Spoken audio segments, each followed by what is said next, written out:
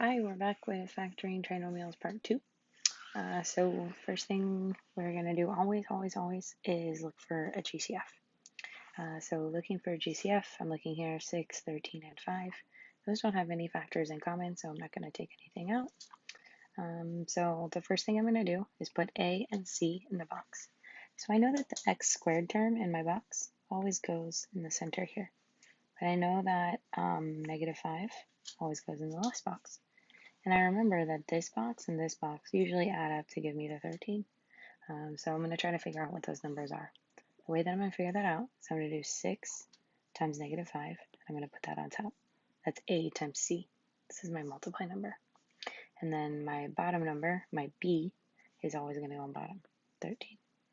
So I'm trying to think of two numbers that multiply to get 30 and add to get 13.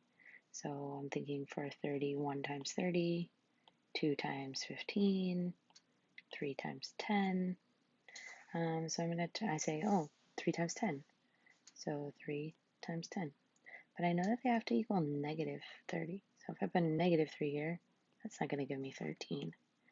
If I put negative 10, that's going to give me negative 7. So actually 3 and 10 isn't working. So I'm going to try one of the others, maybe 2 and 15. Those are also 13 apart. So I want positive 13, so 15 minus 2 will give me positive 13, but also multiply to get negative 30. So I'm going to take these factors here, and those are what go in here, negative 2x and 15x. So that's how I figure out what my factors are. So now I'm going to try to work backwards to see what I have, what I can do for the outside of the box.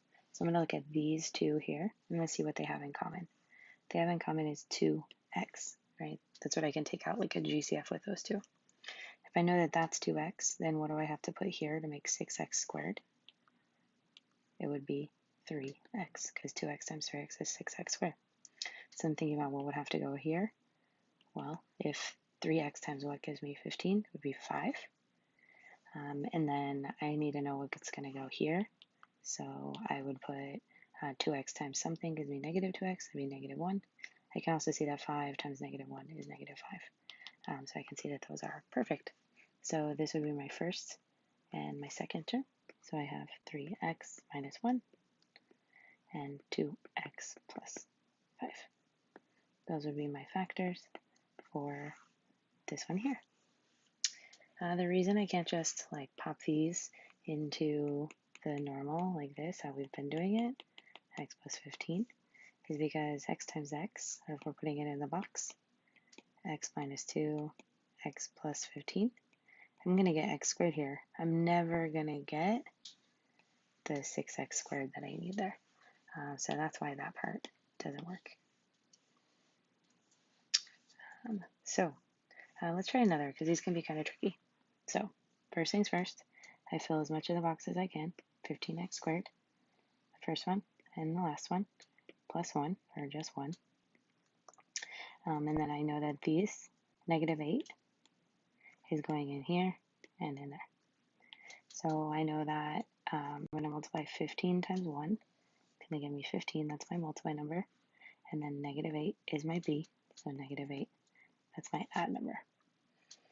So I'm thinking of numbers on multiply to get 15. I have 1 and 15, 2 and nothing, 3 and 5. So 3 and 5 look like they're going to make 8. I know that it needs to be positive, so they could both be negative or both positive. Both negative works in this case, so I have those as my factors. This is my negative 3x, negative 5x. It doesn't matter which order, I could flip them if I wanted to. So then I'm going to think about, what do these have in common?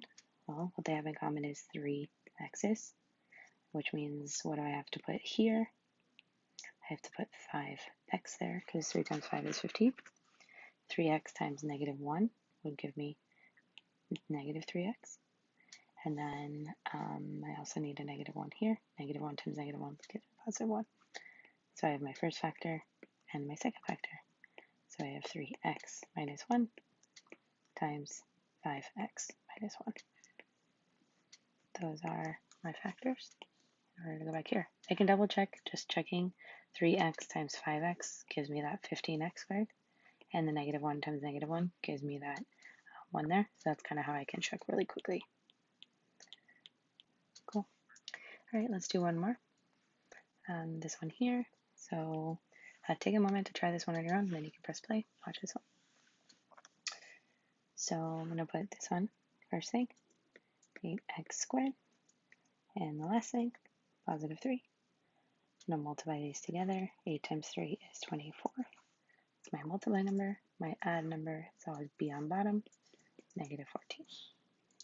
So for 24, I'm thinking, okay, 1 and 24, it's not going to work. 2 and 12. So I put 2 and 12, they make 14. If I put negatives in front, they both are negative 14. They both make negative 14. So that looks like that works. Negative 2x, negative 12x. Let me see what they have in common. So I see, okay, these have 2x in common. That makes this a 4x, because 2 times 4 is 8. Means I need negative 3 down here.